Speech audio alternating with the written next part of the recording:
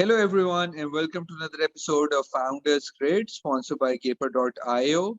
Today we have Raihard. Raihard is the CMO at Supplyfull. He previously has sold his startup Grapho. Raihard, welcome to the show. Hi, Mustafa. Thanks for having me. So before we start discussing Supplyfull, a brief background about yourself, what you've been doing prior to Supplyfull, so that way it gives listeners an idea. I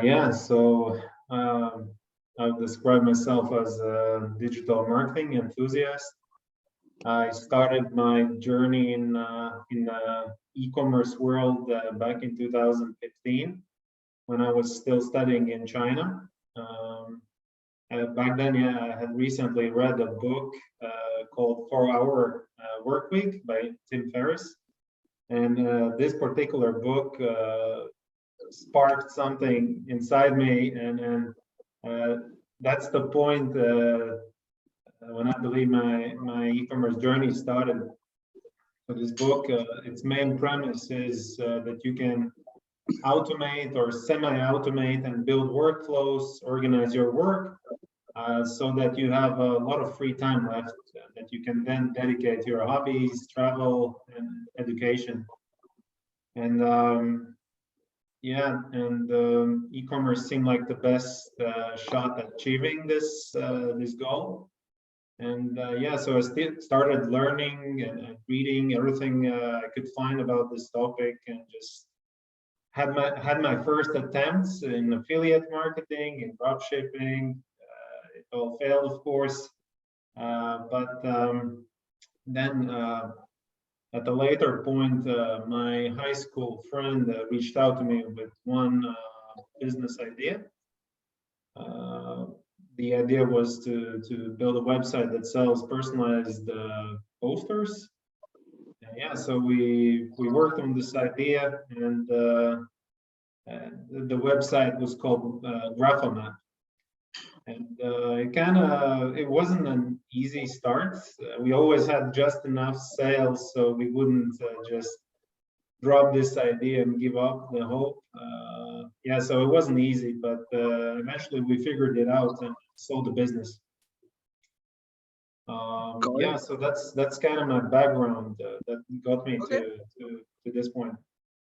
So congratulations on starting Supplyfull, and congratulations on selling the business. Do you want to discuss anything in regards to selling Grapho maps? Was all the transaction done over Zoom and Google Meets, or did you meet them in person? Because I think the timelines were near about the COVID time. So just curious on that. So we saw the business in the peak of COVID.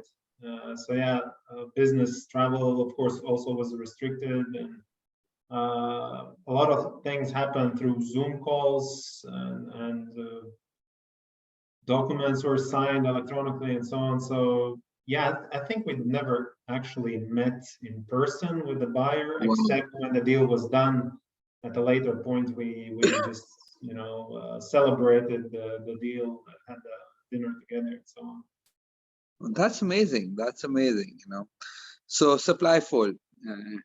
Do you want to tell what you're doing at Supplyfull and how's the first 18 months going so far? Well, the beginning is never easy, and we don't expect it to be. Supplyfull idea actually came from our previous business. So in the previous business with Grapho, we used drop shipping services to distribute our products. So we never actually touched the product itself. We focused on marketing, design, user experience, and so on. And so this is really handy business model. It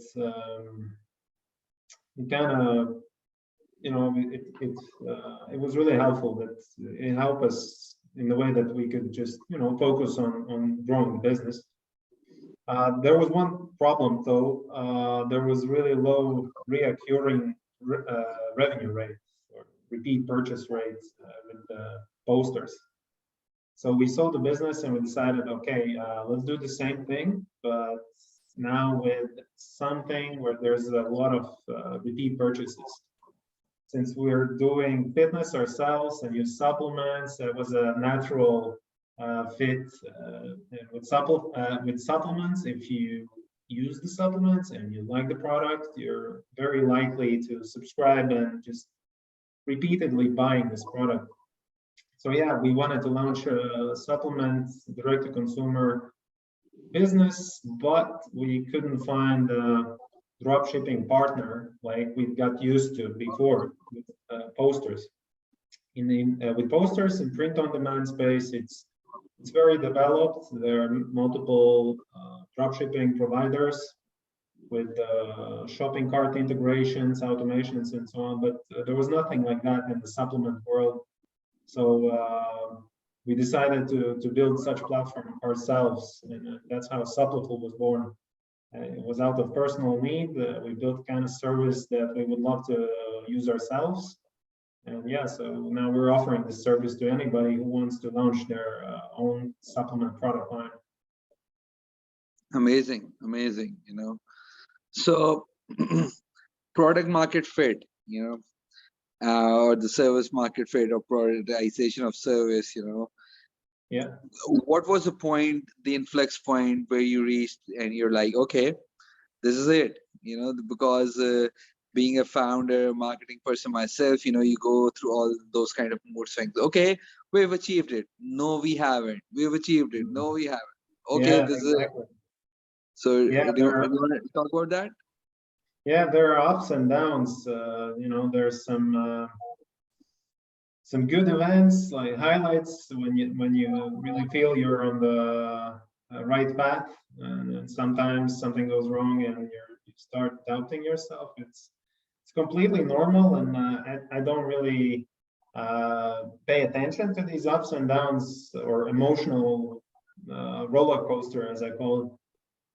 It's a natural thing when doing business, I suppose, and yeah, it's the same in this case. It's up and down, and I even now, 18 months in, I cannot tell you for sure that we found the right product market fit. Where we haven't actually been like with through the full year cycle with this new company.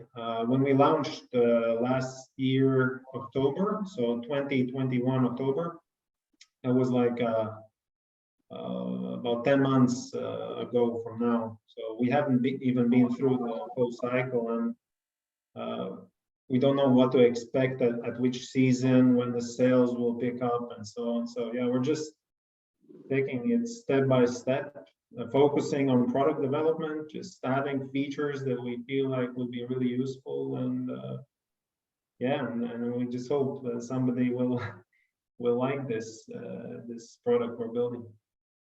That's amazing. That's amazing. So coming back to your previous companies, the previous one actually. So what top 3 pieces of advice would you give to companies that are in a revenue range of $1 million to $3 million, and there are a lot of platforms even out there where you can sell your business and those kind of things, right? But once, if you're willing to sell, what kind of 3 factors or 3 things they should be worried about or not worried? Because founders tend to overthink, right? So maybe aside from a buyer seller both perspective, what kind of advice would you like to share with us? Yeah, so of course it depends from business to business, but if company is generating somewhere between $1 to $3 million, I would say they found they proved the concept, and they found some kind of product market fit, and the main thing after that is to scale the business, to find a reliable customer acquisition channel or strategy, know your unit economics, you need to have all these things in place, and then just work the system, build the system, and work it. So you keep growing fast. That's my main advice. Second advice would be focus a lot on social proof. Listen to your customers, always gather feedback. It's really important to keep developing the product, hear what new features are requested from your user community, and share the testimonials, customer stories, reviews, so on. This really helps somebody who's new, who just came to your website. It helps them to kind of feel that it's a live business, that it's helping people get results. So those are my two advices. That I would really focus on that. Okay, got it. So my last question is around personal productivity. A founder has to wear multiple hats, and then family, friends, work. So, and especially the work from home has made it more challenging. It's convenient, but also you're just front of the laptop and working stuff, right? So what 3 steps you've taken from your own personal productivity point of view that is helping you to be mentally sane, keep a balance in everything, those kind of things? It's a never-ending story. The productivity is not a constant thing. It goes up and then comes down.